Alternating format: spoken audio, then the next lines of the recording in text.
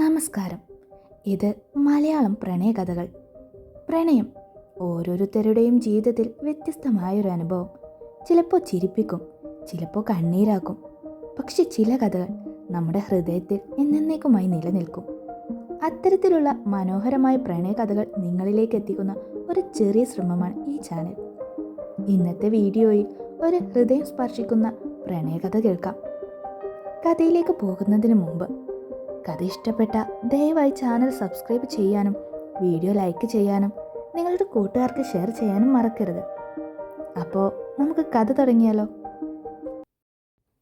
കൂരിരുട്ടിലൂടെ കിതച്ചുകൊണ്ട് അവൾ ഓടുകയാണ്. പാദങ്ങളെ മറിച്ചുകൊണ്ടിരിക്കുന്ന പാവാട അല്പം ഉയർത്തി പിടിച്ചുകൊണ്ട് ഭയന്ന് വിറച്ച കണ്ണുകളോടെ ഇടയ്ക്കിടയ്ക്ക് പിന്നിലേക്ക് തിരിഞ്ഞു നോക്കിക്കൊണ്ടാണ് അവൾ ഓടുന്നത്.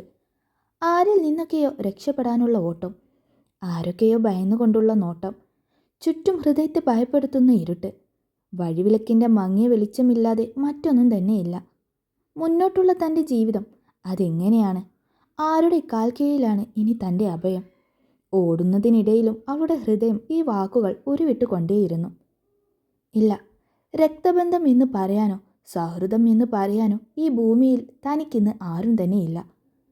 തൊട്ടടുത്ത നിമിഷം തന്നെ ഹൃദയം ആ ചോദ്യത്തിന് ഉത്തരവും കണ്ടെത്തി കഴിഞ്ഞിരുന്നു. ദിക്കറിയാതെ നീണ്ടുകിടക്കുന്ന പാതയിലൂടെ ലക്ഷ്യമില്ലാതെ അവൾ ഓടുകയാണ്. ആരുമില്ലാത്തവന് ദൈവം കാവലെന്ന് പറയുന്നത് ശരിവെച്ചുകൊണ്ട് അങ്ങ് ദൂരെ നിർത്തിയിട്ടിരിക്കുന്ന ഒരു ലോറിയിൽ അവളുടെ കണ്ണുകൾ എത്തി നിന്നു. വേഗത്തിൽ ചലിച്ചിരുന്ന കാൽപാദങ്ങളുടെ വേഗത അല്പം കുറഞ്ഞു.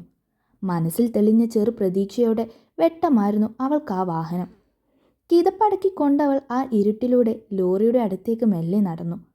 അടുത്തെത്തിയതും ഘനഗാംഭീര്യമായ രണ്ട് പുരുഷസ്വരം അവൾ കേട്ടു. ഭയം കൊണ്ട് ഉടലൊന്ന് വെട്ടിവിറച്ചുപോയി. ലോറിക്ക് മുൻവശം നിന്ന് സംസാരിക്കുന്ന അന്യസംസ്ഥാന തൊഴിലാളികളെ പോലെ തോന്നിക്കുന്ന രണ്ടുപേർ. അവൾ മറഞ്ഞു നിന്നവരെ ഭയം നിറഞ്ഞ കണ്ണുകളോടെ നോക്കി. തമിഴോ മറ്റോ ആണ് അവരുടെ ഭാഷ. അതുകൊണ്ട് തന്നെ അവരെന്താണ് പറയുന്നതെന്ന് അവൾക്ക് വ്യക്തമായില്ല. പക്ഷെ അവർ മദ്യപിച്ചിട്ടുണ്ട് എന്നുറപ്പാണ്. സംസാരം കേട്ടാൽ അറിയാം, വാക്കുകൾ പലതും വ്യക്തമാവാതെ നാക്കുഴറിപ്പോകുന്നു. ചുവന്നു കലങ്ങിയ അവരുടെ കണ്ണുകളും തടിച്ചു വീർത്ത അവരുടെ ശരീരപ്രകൃതിയും അവളെ കൂടുതൽ ഭയത്തിലാഴ്ത്തി. അവർക്ക് മുന്നിലേക്ക് ചെന്ന് സഹായം ചോദിക്കാൻ അവളുടെ ബുദ്ധി അനുവദിച്ചില്ല. അങ്ങനെ ചെയ്താൽ താൻ സ്വയം അപകടം വിളിച്ചു വരുത്തുന്നത് പോലെയാകും. പക്ഷേ ഈ അർദ്ധരാത്രി തനിക്ക് രക്ഷപ്പെടാൻ ഈ വാഹനമല്ലാതെ മറ്റൊന്നും ഇല്ല എന്ന സത്യവും അവൾക്ക് ബോധ്യമാണ്. കൂടുതൽ ആലോചിച്ച് സമയം കളയാതെ അവരുടെ കണ്ണ് വെട്ടിച്ചു കൊണ്ടവൾ എങ്ങനെയൊക്കെയോ ലോറിയുടെ പിന്നിൽ ചാക്കുകെട്ടുകൾക്കിടയിൽ കയറി ഒളിച്ചു. അല്പം കഴിഞ്ഞതും സംസാരം നിർത്തി അവർ ലോറിയിൽ കയറുന്നതും ലോറി മുന്നോട്ട് നീങ്ങുന്നതും കൂടിയ ഹൃദയമിടിപ്പോടെ അവൾ അറിഞ്ഞു. തടസ്സങ്ങൾ ഏതുമില്ലാതെ ആ വാഹനം മുന്നോട്ട് നീങ്ങിക്കൊണ്ടിരുന്നു. രാത്രിയുടെ അന്ധകാരത്തെ തഴുകി എത്തിയ കുളിർക്കാറ്റ് അവളുടെ ശരീരത്തെ തണുപ്പിച്ചു. ചാക്കുകെട്ടുകൾക്കിടയിൽ കൂനിക്കൂടി അവൾ ഇരുന്നു. കണ്ണുകൾ തോരാതെ കണ്ണുനീർ പൊഴിച്ചുകൊണ്ടേയിരിക്കുന്നു. ശരീരത്തിൻ്റെ ക്ഷീണം കൊണ്ടാവാം ദൂരം പിന്നിടും തോറും മെല്ലെ മെല്ലെ അവളുടെ കണ്ണുകൾ അടഞ്ഞു തുടങ്ങി. മനസ്സിൻ്റെ സംഘർഷങ്ങളൊക്കെ മറന്നവൾ കുറച്ചു നേരത്തേക്കെങ്കിലും ഒരു മയക്കത്തിലേക്ക് വഴുതി വീണു. പിന്നിട്ട ദൂരം അറിയാതെ മയങ്ങിപ്പോയവൾ നിർത്താതെയുള്ള വാഹനങ്ങളുടെ ഹോൺ ശബ്ദം കേട്ടതാണ് കണ്ണുകൾ വലിച്ചു തുറക്കുന്നത്. താൻ ഏത് നഗരത്തിലാണ് എത്തിപ്പെട്ടതെന്ന് യാതൊരു അറിവും അവൾക്കില്ലായിരുന്നു. കൂടിയ ഹൃദയമിടിപ്പോടെ വെളുത്തു മെലിഞ്ഞ കൈകളാൽ ആ ചാക്കുകെട്ടുകൾ മെല്ലെ മാറ്റി. ആ വിടവിലൂടെ പുറത്തേക്ക് അവൾ എത്തി നോക്കി. തിരക്കു കൂടിയ ഏതോ നഗരമാണ്. പല നാട്ടിലേക്കായി പോകുന്ന ബസ്സുകളും ലോറിയും നിർത്തിയിട്ടുണ്ടവിടെ. ഉറക്കെയുള്ള ആളുകളുടെ സംസാരം കേൾക്കാം. അന്നത്തെ വാർത്താ തലക്കെട്ടുകൾ ഉറക്കെ വിളിച്ചു പറഞ്ഞു നടക്കുന്ന ചിലർ. പുലർച്ചെ ആയതുകൊണ്ട് തന്നെ സൈക്കിളിലും ഉന്തുവണ്ടിയിലുമായി ചായയും ചെറു പലഹാരങ്ങളും വിൽക്കുന്നവരുമുണ്ട്. മറ്റു തെരുവ് കച്ചവടക്കാരെല്ലാം അവരുടെ സ്ഥാനം ഉറപ്പിക്കുന്നതേയുള്ളൂ. എങ്ങനെയെങ്കിലും ഈ ലോറിയിൽ നിന്നും പുറത്തിറങ്ങണം. ചിന്തിച്ചതുപോലെ തന്നെ ആരും കാണാതെ അവൾ പുറത്തിറങ്ങി. ഇന്നലെ മുതൽ ഒന്നും കഴിക്കാത്തത് കൊണ്ട് തന്നെ വിശപ്പ് കാരണം അവളുടെ ശരീരമാകെ തളർന്നു പോകുന്നുണ്ട്. താനിപ്പോൾ എവിടെയാണുള്ളതെന്ന് അറിയാത്തത് കൊണ്ട് തന്നെ അവൾ നിൽക്കുന്നിടത്ത് നിന്ന് ചുറ്റിലുമൊന്ന് നോക്കി. തൊട്ടടുത്ത് നിൽക്കുന്ന ഒരു ചെറിയ ചായക്കടയുടെ നെയിം ബോർഡിലേക്ക് അവളുടെ ശ്രദ്ധ എത്തി നിന്നു. Lakshmi tea stall, Thiruvananthapuram. അവൾ ഉരുവിട്ടു. തനിക്ക് നേരെയുള്ള കഴുകൻ കണ്ണുകൾ ഒരിക്കലും എത്തിപ്പെടാൻ സാധ്യതയില്ലാത്ത സ്ഥലം. അല്ലെങ്കിൽ തന്നെ അവർ കണ്ടെത്തില്ല എന്നവൾ വെറുതെയെങ്കിലും വിശ്വസിച്ചു. അത് ചിന്തിക്ക് ചെറിയ ഒരു ആശ്വാസം തോന്നി അവൾക്ക്. മനസ്സിലെ ഭയം അല്പം കുറഞ്ഞതുപോലെ. ആ ചായക്കടയിലെ സ്വാദൂറുന്ന പലഹാരങ്ങളുടെ ഗന്ധം അവളുടെ വിശപ്പിനെ ആളിപ്പടർത്തി. തെല്ലും മടിയോടുകൂടി ആ ചായക്കടക്കരികിലേക്ക് അവൾ നടന്നു. പരിങ്ങലോടെ ചുറ്റുമൊന്ന് നോക്കി വിശപ്പിൻ്റെ വിളി കഠിനമായതോടെ ചായക്കടയിൽ കയറിയിരുന്നു. കഴിക്കാൻ എന്താ മോളെ എടുക്കേണ്ടത്? വെളുത്ത് മെലിഞ്ഞ് അല്പം പ്രായമുള്ള ഒരു അച്ഛൻ. ആ കടയിൽ തൊഴിലാളിയും മുതലാളിയും അയാൾ തന്നെയാണെന്ന് തോന്നുന്നു. എന്തായാലും മതി, പതിഞ്ഞ സ്വരത്തിൽ പറഞ്ഞു. അയാൾ കേട്ടോ എന്ന് പോലും സംശയമാണ്. എന്നാ അപ്പം മുട്ടക്കറിയും എടുക്കാലേ മോളെ? അയാൾ ചെറുചിരിയോടെ പറഞ്ഞുകൊണ്ട് അതെടുക്കാനായി പോയി. ഒട്ടും വൈകാതെ അപ്പവും മുട്ടക്കറിയും അവളുടെ മുന്നിൽ കൊണ്ടുവച്ച് അയാൾ. വെക്കേണ്ട താമസം അവളത് ആർത്തിയോടെ കഴിച്ചു. കഴിച്ചു കഴിഞ്ഞ് കൈ കഴുകി അവൾ വീണ്ടും അവിടെ തന്നെ വന്നിരുന്നു. കുറച്ചു കഴിഞ്ഞതും അയാൾ അവളുടെ അടുത്തേക്ക് വന്നു. 91 രൂപ. അവൾ കഴിച്ച ഭക്ഷണത്തിൻ്റെ വില പറഞ്ഞു അയാൾ. അവൾ ദയനീയമായി അയാളുടെ കണ്ണിലേക്ക് നോക്കി. എൻ്റെ കയ്യിൽ കാശില്ല, തല കുനിച്ചുകൊണ്ട് അവൾ പറഞ്ഞു. എന്ത്? അല്പം ശബ്ദത്തോടെ തന്നെ അയാൾ ചോദിച്ചു. അവൾ പേടിയോടെ അല്പം പിന്നിലേക്ക് നിന്നു. കാശില്ലാതെയാണോ കഴിക്കാൻ വരുന്നത്? അയാളുടെ മുഖത്ത് വല്ലാത്ത ദേഷ്യം നിറഞ്ഞു. ക്ഷമിക്കണം, എൻ്റെ കയ്യിൽ കാശില്ലാത്തത് കൊണ്ടാ. അവൾ അങ്ങേയറ്റം ദയനീയതയോടെ അയാളെ നോക്കി കൈകൂപ്പി. രാവിലെ തന്നെ മനുഷ്യനെ മെനക്കെടുത്താൻ ഓരോന്ന് കയറി വന്നോളും. ഇന്നാരെയാണ് അവ കണി കണ്ടത്? നൊടിഞ്ഞുകൊണ്ട് അയാൾ അയാളുടെ ജോലി വീണ്ടും തുടർന്നു. അവൾക്കാകെ വല്ലായ്മ തോന്നി. അയാളുടെ പിന്നാലെ തന്നെ അവളും നടന്നു. ഞാൻ എന്തെങ്കിലും ജോലി ചെയ്ത് സഹായിക്കാം, അവൾ മെല്ലെ പറഞ്ഞു. അങ്ങോട്ട് മാറി നിൽക്ക് പെണ്ണെ, നിനക്ക് ചെയ്യാൻ ഇവിടെ ജോലിയൊന്നുമില്ല. അയാളുടെ മുഖത്ത് അവളോടുള്ള ഇഷ്ടക്കേട് നിറഞ്ഞു നിന്നു. അയാൾക്ക് വഴിമാറിക്കൊടുത്തുകൊണ്ട് വീണ്ടും അയാളുടെ പിന്നാലെ തന്നെ നടന്നു അവൾ. ഷോ, ഇത് വല്ലാത്ത കഷ്ടമായി പോയല്ലോ എൻ്റെ ഈശ്വര. എൻ്റെ പെണ്ണെ, നീ കഴിച്ചതിൻ്റെ കാശൊന്നും തരണ്ട. എന്നെ കൂടുതൽ ബുദ്ധിമുട്ടിക്കാതെ ഇവിടെ നിന്നൊന്ന് പോയി തന്നാൽ മതി. 4 കച്ചവടം നടക്കുന്ന സമയ, ഈ നേരത്ത് ആളെ ഇങ്ങനെ നട്ടന്നിരിക്കല്ലേ. സഹിക്കെട്ട അയാളുടെ വാക്കുകൾ കൊണ്ടും കടയിലെ തിരക്കുകൾ കൊണ്ടുമാകാം അവൾ അവിടെ നിന്ന് കടയുടെ ഒരു സൈഡിലേക്ക് അല്പം മാറി നിന്നു. സമയം പോകുന്തോറും കടയിലെ തിരക്കുകളും കൂടിക്കൊണ്ടിരുന്നു. ആ തിരക്കുകൾക്കിടയിലും അയാൾ അവളെ ഇടയ്ക്കിടെ ശ്രദ്ധിക്കുന്നുണ്ടായിരുന്നു. അപ്പോഴെല്ലാം വളരെ ദയനീയമായി അയാളുടെ കണ്ണുകളിലേക്ക് നോക്കും അവൾ. ആരുമില്ലാത്തവളുടെ യാചനയാർന്ന നോട്ടം, കണ്ണുനീരിൻ്റെ തിളക്കത്തോടെ തന്നെ നോക്കുന്ന ആ കണ്ണുകൾ. തന്നോടെന്തോ അപേക്ഷിക്കുന്നത് പോലെ അയാൾക്ക് തോന്നി. നീങ്ങുവാ. തിരക്കുകൾ ഒഴിഞ്ഞതും അയാൾ അവളെ അടുത്തേക്ക് വിളിച്ചു. വിളിക്കേണ്ട താമസം അവൾ വേഗം അയാളുടെ അടുത്തേക്ക് ചെന്നു. നിന്റെ പേരെന്താ? ഗൗരി, അവൾ വളരെ പതിഞ്ഞ സ്വരത്തിൽ പറഞ്ഞു. നാടെവിടെയാ? വീടും കൂടിയും ഒന്നും ഇല്ലേ? ഇവിടെ എങ്ങനെ എത്തി? വീട്ടുകാരോട് വഴക്കിട്ട് വന്നതാണോ? എന്നിങ്ങനെ പല ചോദ്യങ്ങളും അയാൾ വീണ്ടും ചോദിച്ചു. അതിനൊന്നും മൗനമല്ലാതെ വേറൊരു മറുപടിയും അവൾക്കില്ലായിരുന്നു. അവളെ സഹായിക്കാൻ തുനിഞ്ഞാൽ താൻ പുലിവാൽ പിടിക്കുമോ എന്ന് പേടിയോടെയും സംശയത്തോടെയും അവളെ അടിമുടി ഒന്ന് നോക്കി അയാൾ. എനിക്ക് ആരുമില്ല, ഞാനൊരു അനാഥയാ. ഒരു ജോലി അന്വേഷിച്ച് വന്നതാ. എന്തെങ്കിലും ഒരു ജോലി തന്ന് സഹായിക്കൂ. ചോദിക്കാൻ വേറെ ആരുമില്ലാഞ്ഞിട്ടാ. ഉള്ളിലെ തേങ്ങലുകൾ അടക്കി പിടിച്ചുകൊണ്ടവൾ അയാൾക്ക് മുന്നിൽ കൈകൂപ്പി ചോദിക്കുമ്പോൾ അയാളുടെ ഉള്ളിൽ അവളോടൊരു അലിവ് തോന്നിയിരുന്നു. നീ ആ ഗ്ലാസുകളും പ്ലേറ്റുകളും ഒക്കെ ചെന്ന് കഴുകി വെക്ക്, വരുത്തി തീർത്ത ഗൗരവത്തോടെ അയാൾ അവളോട് പറഞ്ഞു. രക്ഷയ്ക്കായി ഒരു കച്ചിത്തുരുമ്പ് കിട്ടിയതുപോലെ നിറഞ്ഞു നിന്ന കണ്ണുകൾ അമർത്തി തുടച്ചുകൊണ്ടവൾ വേഗം അയാൾ പറഞ്ഞ് ജോലി ചെയ്യാൻ തുടങ്ങി. എല്ലാം നല്ല അടുക്കോടെയും വൃത്തിയോടെയുമാണവൾ ചെയ്യുന്നത്. അയാൾ അതെല്ലാം ഇടം കണ്ടാൽ നോക്കി കാണുന്നുണ്ടായിരുന്നു. ആഹാ, രാമേട്ടൻ പുതിയ ആളെ ജോലിക്ക് വെച്ചോ? സ്ഥിരമായി കടയിൽ ഭക്ഷണം കഴിക്കാൻ വരുന്ന ചില പരിചയക്കാരായ ആളുകൾ അവളെ കണ്ട് ചോദിച്ചു തുടങ്ങി. ഏയ്, ഇത് സ്ഥിരം ജോലിക്ക് നിർത്തിയതൊന്നുമല്ല സുധി. എൻ്റെ അകന്ന ബന്ധത്തിൽപ്പെട്ട കുട്ടിയാ. കുറച്ച് ദിവസം വീട്ടിൽ കാണും. ഇപ്പോൾ ബസ്സിറങ്ങിയേ ഉള്ളൂ. അപ്പോൾ പിന്നെ എൻ്റെ കൂടെ നിന്നതാ. വൈകിട്ട് ഒരുമിച്ച് പോകാമെന്ന് കരുതി. അതാ. ഗൗരി ആരാണെന്ന് അറിയാൻ ആള് കൂടിയതും ഒരു പരിങ്ങലോടെ അയാൾ പറഞ്ഞു. അത് കേൾക്കെ അവൾ തല കുനിച്ചു നിന്നു. സമയം പോകെ അവൾക്ക് വേണ്ട ഉച്ചഭക്ഷണവും അയാൾ കൊടുത്തിരുന്നു. അതിന് നന്ദി എന്നോണം അവിടുത്തെ ജോലിയെല്ലാം അയാൾ പറയാതെ തന്നെ അവൾ ചെയ്തു. സന്ധ്യ ആയതും എല്ലാം ഒതുക്കി വെച്ച് കട അടച്ച് അവളെയും കൂട്ടി പുറത്തേക്ക് ഇറങ്ങി അയാൾ. എൻ്റെ പെണ്ണെ, നിന്നെ കണ്ടപ്പോൾ ഒരു സാധുവായി തോന്നുന്നു. എന്നാലും ചോദിക്കുക, സഹായിക്കാൻ ഇറങ്ങുന്ന എന്നെ തിരഞ്ഞ് നാളെ പോലീസൊന്നും വരില്ലല്ലോ അല്ലേ? എവിടെയും കുരുത്തക്കേടൊന്നും ചെയ്തു വെച്ച് വന്നതല്ലല്ലോ നീ. നിന്നെ സഹായിച്ചതിൻ്റെ പേരിൽ പൊല്ലാപ്പ് പിടിക്കാൻ എനിക്ക് വയ്യ, അതാ ചോദിച്ചത്. നിർത്തിയിട്ട അയാളുടെ സ്കൂട്ടറിൻ്റെ അടുത്തേക്ക് നടക്കുന്നതിനിടയിൽ അവളോട് അയാൾ ചോദിച്ചു. ഇല്ല, ഞാൻ ആരോടും തെറ്റൊന്നും ചെയ്തില്ല. നിന്നെ അന്വേഷിച്ചു വരാനും ആരുമില്ല. തല താഴ്ത്തി അയാളുടെ പിന്നാലെ നടന്ന് കൊണ്ടവൾ പറഞ്ഞു. കയറ്. സ്കൂട്ടറിൽ കയറിയിരുന്നു കൊണ്ട് രാമച്ചൻ പറഞ്ഞു. അവൾ ചെറിയ പേടിയോടെ അയാളെ നോക്കി. ഓ, എൻ്റെ കൂടെ വരാൻ പേടിയാണേ വേണ്ട. എങ്ങോട്ടാന്ന് വെച്ചാ പൊക്കോ.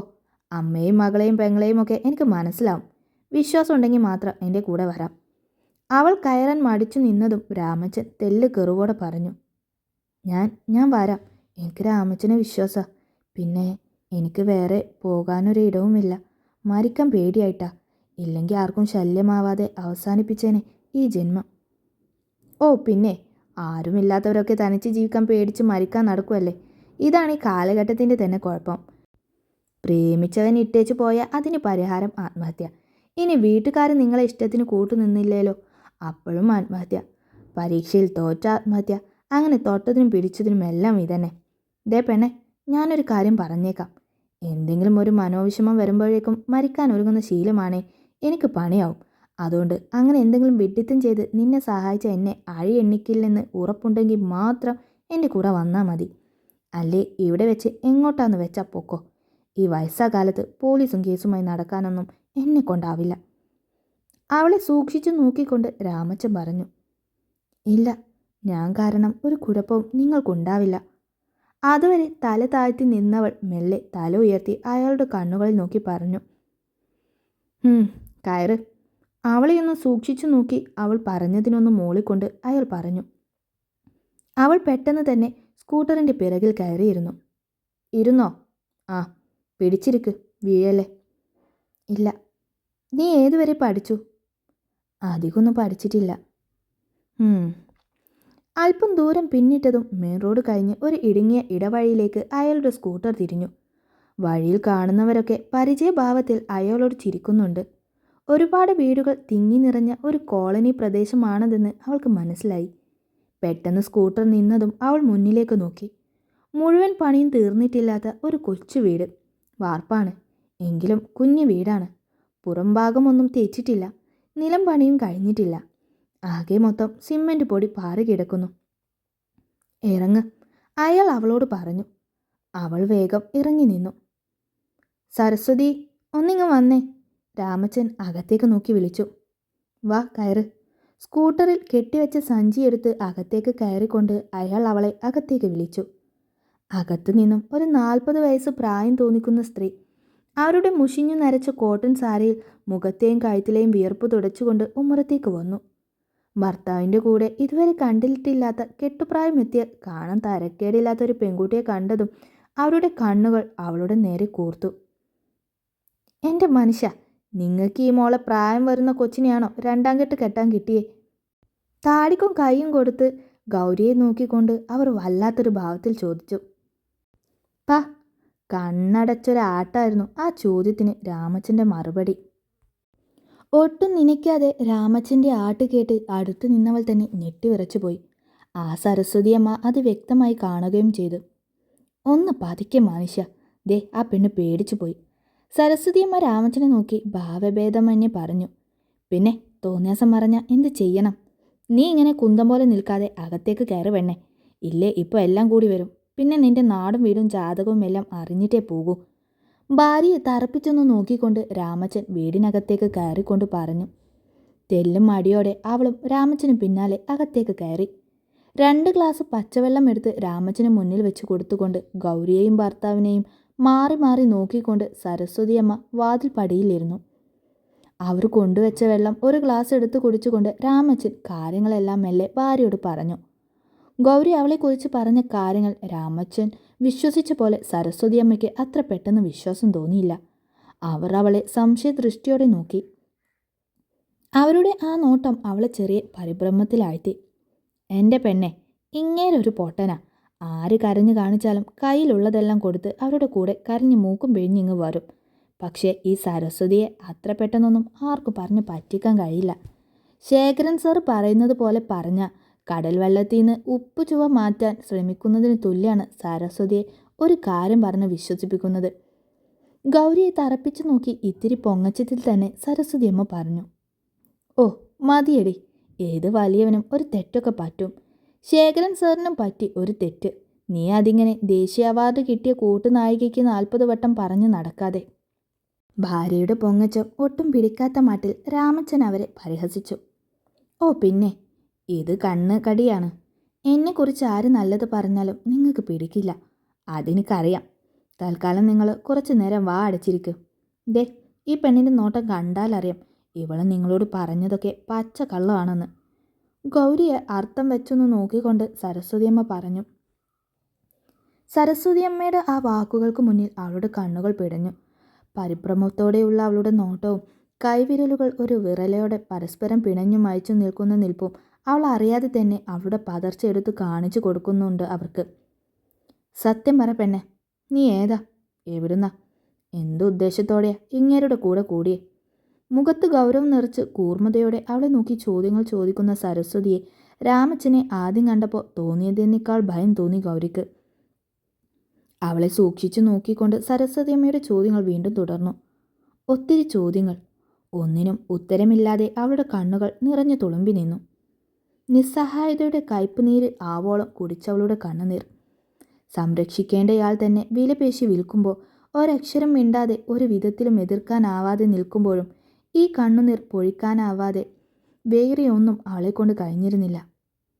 എൻ്റെ സരസ്വതി, നീ ഇങ്ങനെ ഭദ്രകാളിയെ പോലെ അതിനെ നോക്കി പേടിപ്പിക്കാതെ അത് കരയുന്നത് കണ്ടില്ലേ? കുറച്ച് സമയം കൊടുക്ക്, അവൾ പറഞ്ഞോളൂ. ഗൗരിയുടെ നിറഞ്ഞ കണ്ണുകൾ കാണെ രാമച്ചൻ സഹതാപത്തോടെ അവളെ നോക്കിക്കൊണ്ട് പറഞ്ഞു. എൻ്റെ മനുഷ്യ, നിങ്ങൾ എത്ര കിട്ടിയാലും പഠിക്കില്ലേ? ഈ പെണ്ണിൻ്റെ പിന്നാലെ വല്ല പോലീസുകാരും അന്വേഷിച്ച് വന്നാൽ എന്ത് ചെയ്യും നിങ്ങൾ? ഞാൻ നാളെ കഴിഞ്ഞങ്ങ് പോകും, പിന്നെ നിങ്ങളാകും ഇവിടെ. ഈ പെണ്ണങ്ങാനും നിങ്ങൾ ഇവളെ കയറി പിടിച്ചുവെന്നോ പീഡിപ്പിച്ചുവെന്നോ പറഞ്ഞ് കേസ് കൊടുത്താൽ എന്ത് ചെയ്യും? സരസ്വതിയമ്മ രാമച്ചന് നേർക്ക് ചൊടിയോടെ വന്ന് ചോദിച്ചു. നിന്റെ നശിച്ച കരുനാക്കൊണ്ട് അറം പറ്റുന്നതൊന്നും പറയല്ലേ എൻ്റെ സരസ്വതി. എൻ്റെ പെണ്ണെ, ഇങ്ങനെ കണ്ണം നിറച്ച് നിൽക്കാതെ എന്തെങ്കിലും ഒന്ന് പറ. ഇവൾ പറയും പോലെ നിനക്ക് പിന്നാലെ വല്ല പ്രശ്നവും വരുമോ? അവിടെ ഉണ്ടായിരുന്ന അടുത്ത ഗ്ലാസ് വെള്ളവും കൂടെ ഒറ്റ വലിക്ക് കുടിച്ച് അല്പം ഭയത്തോടെ തന്നെ ഗൗരിയുടെ അടുത്തേക്ക് ചെന്നുകൊണ്ട് രാമച്ചൻ ചോദിച്ചു. അവൾ കണ്ണുകൾ ഉയർത്തി അയാളെ ഒന്ന് നോക്കി. എനിക്കാരുമില്ല, പോകാനും സഹായം ചോദിക്കാനും ഒന്നിനും ആരുമില്ല. ഈശ്വരനാണ് സത്യം, ഞാൻ ആർക്കും ഒരു ദ്രോഹവും ചെയ്തിട്ടില്ല. ഈ ഒരപേക്ഷയല്ലാതെ കൂടുതലൊന്നും പറയാനില്ല എന്ന പോലെ സരസ്വതി അമ്മയ്ക്കും രാമച്ചനും മുന്നിൽ കരഞ്ഞു കൈകൂപ്പിക്കൊണ്ടവൾ നിന്നു. അത്രയും മനസ്സ് വേദനിച്ച് അപേക്ഷിക്കുന്ന ആ പെൺകുട്ടിയെ കാണെ അവർ രണ്ടുപേരിലും വാത്സല്യം നിറഞ്ഞു. വിവാഹം കഴിഞ്ഞ് ഏറെ വർഷമായിട്ടും ഒരു കുഞ്ഞിനെ ഈശ്വരൻ അവർക്ക് കൊടുത്തിട്ടില്ല. അതുകൊണ്ട് തന്നെ കുട്ടികളോട് വല്ലാത്തൊരു ഇഷ്ടമാണ് രണ്ടു പേർക്കും. ശരി ശരി, കരയണ്ട, ഞാനൊന്നും ചോദിക്കുന്നില്ല. എപ്പോഴെങ്കിലും നിനക്ക് ഞങ്ങളോടെല്ലാം പറയാൻ തോന്നുകയാണെങ്കിൽ പറ, അല്ലാതിപ്പോൾ എന്ത് ചെയ്യാനാ? ഞങ്ങൾക്ക് ചോദിക്കാനല്ലേ പറ്റൂ.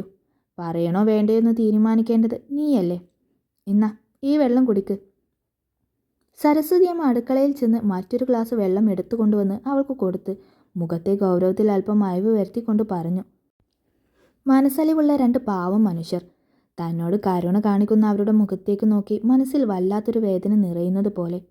ഈ പാവങ്ങൾക്ക് ഞാൻ കാരണം എന്തെങ്കിലും ആപത്ത് വരുമോ? ഒരേ സമയം ഭയത്തോടെ കാട്ടുതീയായി ചിന്തകൾ ആളിക്കത്തുകയും അതേസമയം തന്നെ ആ തീ താപം കുറഞ്ഞ കനലാവുകയും ചെയ്യുന്നു. ഇത് പിടിക്കു പെണ്ണെ, എനിക്ക് വേറെ പണിയുണ്ട്. നീ ഇതും കുടിച്ച് അവിടെ എവിടെയെങ്കിലും ഇരിക്കുകയോ കിടക്കുകയോ ചെയ്യേ. ഇനി വിശക്കുന്നുണ്ടോ? അടുക്കളയിൽ പോയി വല്ലതുമൊക്കെ എടുത്ത് കഴിച്ചോ. ഇത്തിരി കപ്പയും ചാള മുളകിട്ടതും ഇരിപ്പുണ്ട്. ആരും വന്ന് എടുത്തു തരുമെന്നൊന്നും കരുതേണ്ട. ഇവിടെ ഞാനും ഇങ്ങേരും മാത്രമേ ഉള്ളൂ. ഞാൻ പോയി ആ ലീലയോട് സുഭദ്രാമ്മയുടെ ബ്ലൗസ് തയ്ച്ചോ എന്ന് ചോദിച്ചിട്ട് വരാം. ഇടയ്ക്ക് ചെന്ന് ചോദിച്ചില്ലേ, അവളത് മറക്കും. അതില്ലാതെ എങ്ങാനും അങ്ങ് ചെന്നാൽ പിന്നെ സുഭദ്രാമ്മ എന്നെ നിർത്തിപ്പൊരിക്കും. നിങ്ങൾ ചെന്ന് കുളിച്ചു വാ മനുഷ്യ, ഞാൻ അപ്പോഴേക്കും വരാം. സരസ്വതിയമ്മ എല്ലാം ഒരു ഒഴുക്കിനങ്ങ് നിർത്താതെ പറയുകയാണ്. പറയുന്നതിനോടൊപ്പം എന്തൊക്കെയോ കാര്യങ്ങൾ ചെയ്യുന്നുണ്ട്. പിന്നെ അകത്ത് അയലിൽ കിടന്ന തോർത്തെടുത്ത് രാമച്ചൻ്റെ തോളിൽ വെച്ചു കൊടുത്തുകൊണ്ട് പുറത്തേക്ക് നടന്നു. ഗൗരി അവരുടെ ഓരോ ചലനവും സംസാര രീതിയും കണ്ണെടുക്കാതെ നോക്കി നിന്നു. ദേ, ലീലയുടെ അടുത്തേക്ക് പോകുന്നതൊക്കെ കൊള്ളാം. 7 മണിക്ക് മുമ്പായി ഇങ്ങോട്ടേക്ക് വന്നോണം, ഇല്ലേ അവിടെ കഴിഞ്ഞോണം, ഇങ്ങോട്ട് വരേണ്ട. പുറത്തേക്ക് ഇറങ്ങി പോകുന്ന സരസ്വതി അമ്മയെ നോക്കി തോളിൽ അവർ വെച്ചു കൊടുത്ത് തോർത്തെടുത്ത് കുടഞ്ഞുകൊണ്ട് രാമച്ചൻ വിളിച്ചു പറഞ്ഞു. ഓ, ഉത്തരവ്. അവർ തിരിഞ്ഞയാളെ നോക്കി വായ്ക്ക് മേലെ കൈവച്ച് അല്പം കുനിഞ്ഞുകൊണ്ട് പറഞ്ഞു. പിന്നെ അതേ വേഗത്തിൽ തിരിഞ്ഞു നടന്നു. സരസ്വതിയമ്മ മുന്നോട്ട് നടന്ന് കണ്ണിൽ നിന്നും മറിഞ്ഞതും രാമച്ചൻ്റെ ചുണ്ടിൽ ഒരു പുഞ്ചിരി തെളിഞ്ഞു. നീ പേടിക്കണ്ട മോളെ, ഈ വർത്താനമേ ഉള്ളൂ. ആളൊരു പാവാണ്. ചെന്ന് വല്ലതും വേണേ എടുത്ത് കഴിച്ച് അല്പനേരം ഒന്ന് കിടന്നോ. ഞാനൊന്ന് കുളിച്ചിട്ട് വരാം. തൊട്ടടുത്ത് നിൽക്കുന്ന ഗൗരിയെ നോക്കി ചെറു ചിരിയോടെ പറഞ്ഞുകൊണ്ട് തന്നെ രാമച്ചൻ തോർത്തുമെടുക്ക് അടുക്കള വഴി പുറത്തേക്ക് നടന്നു. രാമച്ചൻ പോയതും ഗൗരി ആ വീട് മുഴുവൻ ഒന്ന് കണ്ണോടിച്ചു. ചെറിയ വീടാണ്. ഒരു കുഞ്ഞു ഹാളും അടുക്കളയും 2 റൂമും. അകത്തെ ചുവര് തേച്ചിട്ടുണ്ട്. റൂമും അടുക്കളയും കാവി പാകി മിനുക്കിയിരിക്കുന്നു. അവൾ മെല്ലെ ആദ്യം കാണുന്ന റൂമിലേക്ക് വാതിൽക്കൽ നിന്നൊന്ന് എത്തി നോക്കി. അയലിൽ തൂക്കിയിട്ട വസ്ത്രങ്ങളും ഒരു തകരത്തിൻ്റെ അലമാരയും 2 പേർക്ക് കിടക്കാവുന്ന ഒരു കുഞ്ഞി കട്ടിലും കണ്ടപ്പോൾ അത് രാമച്ചനും സരസ്വതിയമ്മയും കിടക്കുന്ന റൂമാണെന്ന് അവൾക്ക് പെട്ടെന്ന് മനസ്സിലായി. പിന്നെ ആ റൂമിലേക്ക് കയറാതെ തൊട്ടടുത്ത റൂമിലേക്ക് കയറി അവൾ. കട്ടിലും അലമാരയും ഒന്നുമില്ലാത്ത ഒഴിഞ്ഞൊരു റൂമായിരുന്നു അത്. അവിടെയും നിലം കാവി ഇട്ടതുകൊണ്ട് പൊടിയൊന്നുമില്ലാതെ നല്ല വൃത്തിയായിട്ടാണ് ഉള്ളത്. ആ നിലത്തേക്ക് അവൾ ഇരുന്നു. പിന്നെ മെല്ലെ ചുരുണ്ടുകൂടി ഒരു കുഞ്ഞിനെ പോലെ ആ വെറും നിലത്തവൾ കിടന്നു. കണ്ണുനീർ തുള്ളികൾ ഒരു മെഴുകുതിരി ഉരുകി ഒലിക്കും പോലെ നിലത്തേക്ക് ഇറ്റിറ്റു വീണുകൊണ്ടിരുന്നു. മുടിക്കുത്തിൽ പിടിച്ചു വലിച്ച് മദ്യത്തിൻ്റെ രൂക്ഷഗന്ധത്തോടെ തൻ്റെ നേർക്ക് വന്നൊരാൾ. കോപം ചൊലിക്കുന്ന കണ്ണുകളോടെ അയാൾ തന്നെ കയ്യിൽ കിട്ടിയതുകൊണ്ട് ആഞ്ഞു തള്ളുന്നു. തൊലി അടർന്നു പോകുന്നൊരു വേദനയോടെ പിടഞ്ഞു കരയുന്ന തന്നെ അവൾ കണ്ണിൽ കണ്ടു. ഹൃദയം വല്ലാതെ വേദനിക്കുന്നു. മനസ്സിൽ എന്തൊക്കെയോ ഓർത്ത് ഭയം നിറയുന്നു. ഭയം ഹൃദയത്തിൽ ആളിപ്പടരാൻ തുടങ്ങിയതും കണ്ണുകൾ ഇറുക്കി അടച്ച് കാൽമുട്ടിലേക്ക് മുഖം തട്ടും വിധം ചുരുണ്ടു കിടന്നു അവൾ. കണ്ണുകൾ അങ്ങനെ നിറഞ്ഞൊഴുകുന്നു. മെല്ലെ മെല്ലെ ആ കണ്ണുകൾ അടഞ്ഞു പോകുമ്പോൾ അവളുടെ കണ്ണുകളാണോ അതോ ഹൃദയമാണോ തളർന്നു പോയതെന്നവൾ അറിഞ്ഞില്ല. സരസ്വതി. രാമച്ചൻ കുളി കഴിഞ്ഞു വന്ന് ദേഹം ഒന്നുകൂടെ തുടച്ചുകൊണ്ട് വീടിൻ്റെ ഉമ്മറത്ത് നിന്ന് അയൽപക്കത്തെ വീട്ടിലേക്ക് എത്തി നോക്കിക്കൊണ്ട് ഉറക്കി കാറി വിളിച്ചു. അവിടെ നിന്ന് കാറി കൂവാതെ മനുഷ്യ ദാ വരുന്നു. ആ വീടിൻ്റെ 2 വീട് അപ്പുറത്തുള്ള വീട്ടിൽ നിന്നും ഇറങ്ങി തൻ്റെ ചെരുപ്പിട്ടുകൊണ്ട് സരസ്വതിയമ്മ അയാൾക്ക് മറുപടി പറഞ്ഞു. ഓ, ഭാര്യ അവധിക്ക് വന്നേ പിന്നെ രാമേട്ടൻ ഏതു നേരവും കണ്ടുകൊണ്ടിരിക്കണമെന്ന് തോന്നുന്നു. എന്താ സ്നേഹം. സരസ്വതിയുടെ പിന്നാലെ ആ വീട്ടിൽ നിന്നും ഇറങ്ങി വന്ന മറ്റൊരു സ്ത്രീ രാമച്ചനെ നോക്കി കാളിയാക്കി വിളിച്ചു പറഞ്ഞു. അല്ലേ, ഇത് നല്ല കൂത്ത്. നിങ്ങളെപ്പോലെയാണോ ഞങ്ങൾ? മാസത്തിൽ 3-4 ദിവസമാണ് ഞങ്ങൾക്കൊന്ന് കാണാനും മിണ്ടാനും പറ്റുന്നത്. അന്നേരവും എൻ്റെ കൂടെ നിൽക്കാതെ വേറെ വല്ലയിടത്തും നിർത്താനൊക്കോ ലീലേ? അവർക്ക് മറുപടിയായി രാമച്ചനും ചിരിയോടെ പറഞ്ഞു. എവിടെ? വീട്ടിൽ പുതിയ വിരുന്നുകാരി വന്നെന്ന് പറഞ്ഞിട്ട് പുറത്തേക്കൊന്നും കണ്ടില്ലല്ലോ. ലീല അകത്തേക്ക് എത്തി നോക്കിക്കൊണ്ട് രാമച്ചനോട് ചോദിച്ചു. അകത്തുണ്ട്. രാമച്ചൻ അതുവരെ ഉണ്ടായിരുന്ന ശബ്ദം അല്പം താഴ്ത്തിക്കൊണ്ട് പറഞ്ഞു. ഒപ്പം വീട്ടിലേക്ക് കയറുന്ന ഭാര്യയെ തറപ്പിച്ചൊന്നു നോക്കി. നീ അത് അപ്പോഴേക്കും അവിടെ പോയി പറഞ്ഞോ സരസ്വതി? ഇനിയിപ്പോൾ 100 കൂട്ട് ചോദ്യം ഉണ്ടാകും. എല്ലാത്തിനും മറുപടി ഉണ്ടോ നിൻ്റെ കയ്യിൽ? അല്ല, ഇതെന്താ നിൻ്റെ കയ്യിൽ? സരസ്വതി അമ്മയെ നോക്കി സ്വല്പം ദേഷ്യത്തോടെ രാമച്ചൻ ചോദിച്ചു. ആ പെണ്ണിന് മാറിയെടുക്കാൻ വല്ലതും ഉണ്ടോ മനുഷ്യ? ഇല്ലല്ലോ. മാറിയെടുക്കാൻ നിങ്ങളുടെ ലുങ്കിയും ഷർട്ടും മതിയോ? പോരല്ലോ. ഇതാ ദേവുവിൻ്റെ ഡ്രസ്സാ, പാകമായിരിക്കും. ഇന്നിപ്പോൾ ഇതിട്ടോട്ടെ. നാളെ ആ രവിയുടെ കടയിൽ നിന്ന് എന്തേലും വാങ്ങാം. കാര്യം അറിയുന്നതിന് മുന്നേ ചാടിക്കറിക്കാൻ വരാം. ദേഷ്യത്തിൽ നോക്കുന്ന രാമച്ചനെ അതിലും ദേഷ്യത്തോടെ നോക്കിക്കൊണ്ട് സരസ്വതി അമ്മ പറഞ്ഞു. ഓ ശരി, ദേഷ്യപ്പെട്ടതിൽ മാപ്പ്. പോരെ, ഇനി ചെന്ന് വല്ലതും കഴിക്കാനെടുത്തേ. ആ കുട്ടിയെയും വിളിക്ക്. സരസ്വതി അമ്മയെ നോക്കി കായ്കൂപ്പി പറഞ്ഞുകൊണ്ട് രാമച്ചൻ റൂമിലേക്ക് കയറി. അതെന്തേ, കാണാനില്ലല്ലോ? എവിടെയൊക്കെ നോക്കി, ഗൗരിയെ കാണുന്നില്ലെന്ന് കാണാൻ സരസ്വതി അമ്മ രാമച്ചനോട് വിളിച്ചു പറഞ്ഞു. ആ റൂമിൽ കാണും. രാമച്ചൻ റൂമിൽ നിന്നൊരു ബനിയൻ എടുത്തിട്ട് കൊണ്ട് അലസമായി പറഞ്ഞു. സരസ്വതിയമ്മ മെല്ലെ അവൾ കിടക്കുന്ന റൂമിലേക്ക് കയറി. വെറും നിലത്ത് ചുരുണ്ടുകൂടി കിടക്കുന്ന ആ പെൺകുട്ടിയെ കാണാൻ സഹതാപവും സ്നേഹവും തോന്നി അവർക്ക്. അതെ, ഈ പെണ്ണിൻ്റെ പേരെന്താന്നാ പറഞ്ഞേ? ഉറങ്ങിക്കിടന്നവളെ നോക്കി സരസ്വതിയമ്മ വിളിച്ചു ചോദിച്ചു. അത് ആ ഗൗരി അങ്ങനെ എന്തോ ആണ് പറഞ്ഞ്. രാമച്ചൻ ഓർത്തെടുത്ത് കൊണ്ട് പറഞ്ഞു. മോളെ, ഗൗരി മോളെ, ദേ എഴുന്നേറ്റേ. സരസ്വതി അമ്മ അവളെ മെല്ലെ തട്ടി വിളിച്ചു. ആരോ തട്ടി വിളിക്കുന്നതായി അറിഞ്ഞവൾ ഒരു ഞെട്ടലോടെയാണ് കണ്ണുകൾ തുറന്നത്. മറ്റേതോ ലോകത്തായിരുന്ന പോലെ അവളുടെ കണ്ണുകൾ ചുറ്റുപാടും പരിഭ്രമത്തോടെ നോക്കി. മുന്നിൽ നിൽക്കുന്ന സരസ്വതി അമ്മയെ കണ്ടതും അവളൊരു പിടിച്ചിലോടെ പിടന്നെഴുന്നേറ്റു. നേരം 8 മണി കഴിഞ്ഞു. 9 മണിക്ക് TV കാണാൻ അടുത്ത വീട്ടിലെ ലീലയും മോളും വരും. അതിനു മുമ്പ് പോയി കുളിച്ചിട്ട് ഈ വേഷമൊക്കെ മാറി വാ, എന്നിട്ട് വല്ലതും കഴിക്കാം. തൽക്കാലം എന്താ ഇതിട്ടോ. സരസ്വതി അമ്മ വാങ്ങി വന്ന ഡ്രസ്സ് അവൾക്ക് നേരെ നീട്ടിക്കൊണ്ട് അല്പം സൗമ്യമായി പറഞ്ഞു. ഗൗരി അല്പനേരം അവരുടെ കണ്ണിലേക്ക് തന്നെ നോക്കി. പിന്നെ മെല്ലെ അവർ നീട്ടിയ ഡ്രസ്സ് വാങ്ങി അവിടെ നിന്ന് എഴുന്നേറ്റു. സരസ്വതിയമ്മ തന്നെയാണ് അവൾക്ക് മുറ്റത്തുള്ള കുളിമുറി കാണിച്ചു കൊടുത്തത്. മുകൾ ഭാഗം തകരശീറ്റൽ മറച്ചൊരു കൊച്ചു കുളിമുറി. ചുറ്റുപാടും ഒന്ന് നിരീക്ഷിച്ച ശേഷം അവൾ വേഗം കുളിച്ചിറങ്ങി. വാ, ഇവിടെ ഇരിക്ക്. കുളി കഴിഞ്ഞ് അകത്തേക്ക് കയറി അവളെ കാത്തെന്നോണം കഴിക്കാതെ ഇരിക്കുകയായിരുന്നു രാമച്ചനും സരസ്വതി അമ്മയും. എപ്പോഴും തല താഴ്ത്തിയാണ് അവളുടെ നിൽപ്പ്. എന്തെങ്കിലും ചോദിച്ചാൽ അതിനത്രമേൽ പതിഞ്ഞ സ്വരത്തിൽ മറുപടി പറയും, അല്ലെങ്കിൽ കണ്ണ് നിറച്ചു നിൽക്കും. ഇങ്ങനെ ഞങ്ങളെ നോക്കി നിൽക്കാതെ ഇരുന്ന് വല്ലതും കഴിക്കുമോളെ. അവർ വിളിച്ചിട്ടും ഇരിക്കാനൊരു വല്ലായ്മയോടെ നിന്നവളെ സരസ്വതിയമ്മ കയ്യിൽ പിടിച്ചു വലിച്ച് അവിടെ അവരുടെ അടുത്തായി ഇരുത്തിക്കൊണ്ട് പറഞ്ഞു. ഒപ്പം അവൾക്കായി വിളമ്പിയ ഭക്ഷണം മുന്നിൽ വെച്ചു കൊടുത്തു. കൂടുതൽ സംസാരങ്ങളൊന്നും ഇല്ലാതെ 3 പേരും ഒരുമിച്ചിരുന്ന് ഭക്ഷണം കഴിച്ചു. സരസ്വതിയമ്മ പറഞ്ഞതുപോലെ അല്പനേരം കഴിഞ്ഞതും ലീലയും അവരുടെ മകൾ ദേവികയും അങ്ങോട്ടേക്ക് വന്നു. ആഹാ, ഇതാണോ ആള്? ഹാളിലെ ടിവിയുടെ നേരെ മുന്നിൽ വിരിച്ച പായയിൽ ഇരുന്നു കൊണ്ട് ലീല ഗൗരിയെയും നോക്കി ഒന്ന് പുഞ്ചിരിച്ചു. ലീലയുടെ മകൾ ദേവിക ഗൗരിയെ വിടർന്ന കണ്ണുകളോടെ നോക്കുന്നുണ്ട്. തന്നെ കണ്ണെടുക്കാതെ നോക്കുന്നത് കണ്ടതും ഗൗരി അവളെ നോക്കി ഒന്ന് മെല്ലെ ചിരിച്ചു. ഇനിയിപ്പോൾ രാമച്ചനൊരു പണിയായല്ലോ സരസ്വതി ചേച്ചി. കഴിച്ച് കൈ കഴുകി വരുന്ന സരസ്വതി അമ്മയെ നോക്കി ലീല അർത്ഥവത്തായ ഒരു ചിരിയോടെ പറഞ്ഞു. അതെന്താ ലീലെ, എനിക്കിത്ര വലിയ പണി? രാമച്ചൻ സംശയത്തോടെ അവരെ നോക്കി. അല്ല, നാളെ മുതൽ എൻ്റെ മുറ്റത്ത് വട്ടം കറന്ന കോഴികൾ ഇവിടെയാകുമെന്ന് ഉറപ്പാണ്. കാണാൻ കൊള്ളാവുന്ന കുട്ടിയാണ്, അതാ പറഞ്ഞത്. ലീല TV സീരിയലിൽ ശ്രദ്ധിച്ചുകൊണ്ട് പറഞ്ഞു. അതിന് ഇവളിവിടെ ഉള്ളത് നമ്മൾ മാത്രം അറിഞ്ഞാൽ മതി ലീലെ. പുറത്തേക്കൊന്നും അധികം ഇറങ്ങാൻ നിൽക്കല്ലേ മോളെ. എല്ലാം തല തിരിഞ്ഞ പിള്ളേരാ. സരസ്വതി അമ്മ ഗൗരിയെ നോക്കി ഇത്തിരി സ്നേഹത്തോടെ പറഞ്ഞു. ഗൗരി എല്ലാം കേട്ട് മിണ്ടാതെ തല താഴ്ത്തിയിരുന്നു. ഇടയ്ക്ക് തന്നെ നോക്കുന്ന ആ പെൺകുട്ടിയെ നോക്കി. ഗൗരി നോക്കുന്നു എന്ന് കാണുമ്പോൾ അവൾ നോട്ടം മാറ്റും. വിശേഷം പറച്ചിലും TV സീരിയൽ കാണലും ഒക്കെയായി സമയം പെട്ടെന്ന് മുന്നോട്ട് നീങ്ങി. 10-10:30യോടെയാണ് ലീലയും മകളും അവിടെ നിന്ന് ഇറങ്ങിയത്. ആ ചേച്ചിയെ എന്ത് രസമല്ലേ അമ്മയെ കാണാൻ. അമ്മയുടെ പിന്നാലെ ഇറങ്ങിപ്പോകുന്ന ആ പെൺകുട്ടി സ്വകാര്യമായി അമ്മയോട് പറയുന്നത് ഗൗരി വ്യക്തമായി കേട്ടു. ഏതൊരു പെണ്ണിനും സന്തോഷം തോന്നേണ്ട വാക്കുകൾ. പക്ഷെ അവൾക്കെന്തോ സന്തോഷമായിരുന്നില്ല തോന്നിയത്, മറിച്ച് തൻ്റെ ഇപ്പോഴത്തെ അവസ്ഥയോർത്ത് ഭയമാണ് തോന്നിയത്.